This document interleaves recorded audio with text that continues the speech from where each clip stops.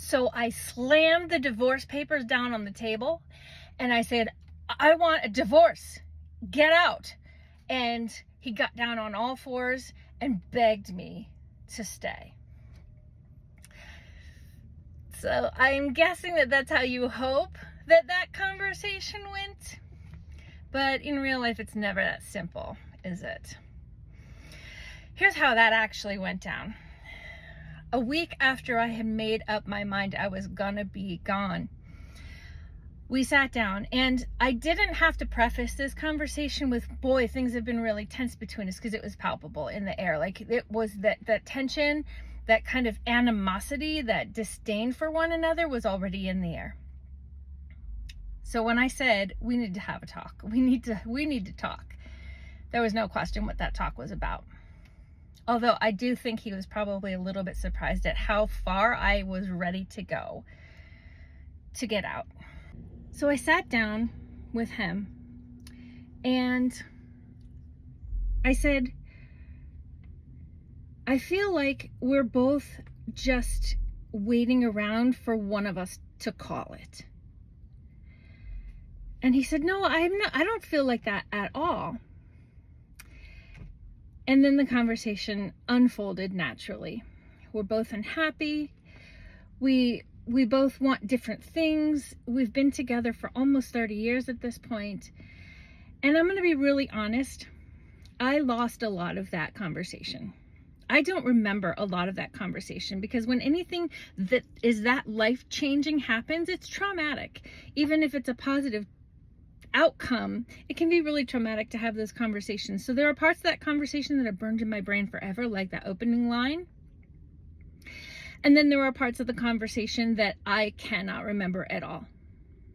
It's just gone. I can tell you that in the course of that conversation, I had indicated that I had been doing my homework and that I had figured out my money situation, that I had figured out that I was my job situation. And the one thing that I just hadn't settled on yet was a housing situation. And I suggested that he be the one to find a place to live, because we kind of both knew unspoken that I would be the one to keep the kids who are still living at the house.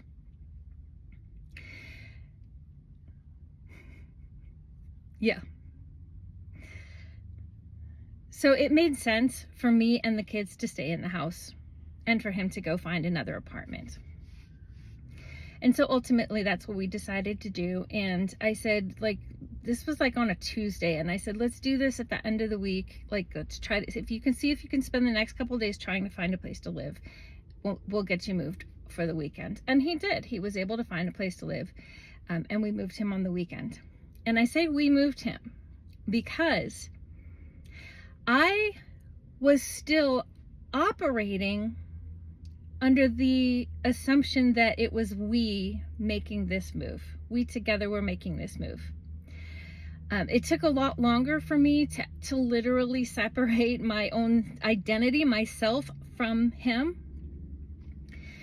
And that whole conversation, I was scared. I wasn't scared of him. He wasn't physically abusive. I was scared because I was still so massively codependent that I was terrified of hurting him. Like, I was already done. I'd done my grieving for years. I walked away and I felt literally nothing at that point. But I was scared of hurting him. And so throughout that whole entire week of between my telling him we needed a separation, it wasn't even a divorce conversation at that point. It was just like, we just need to be separated. We need to not be in the same space together. And during that whole week, I started the process of healing. And I don't think that I could have started the process of separating myself from the codependence and healing that part of myself until we actually separated. I think there are some things that you can't heal while you're still in it, you know? The kids were really, really sad. That's another question that I get really, really regularly. They were really, really sad. This isn't what they pictured for themselves or for us. And at the same time, they really understood. They knew we were not happy together. As much as we tried so hard to hide how much we, at that point, really kind of hated each other, kids are smart. They pick these things up. And so they knew. They knew. So the next several weeks after that really was the process of helping them to get on a path toward healing and helping myself get on a path toward healing. I'm sorry if that's not if that's not the conversation you were hoping that we had, but that's reality. Life is really messy. It's never quite so simple as, I want a divorce, and you storm out the room. So if you are thinking about taking this journey, give yourself some grace. Nobody is expecting you to slam divorce papers down on the table and storm on out.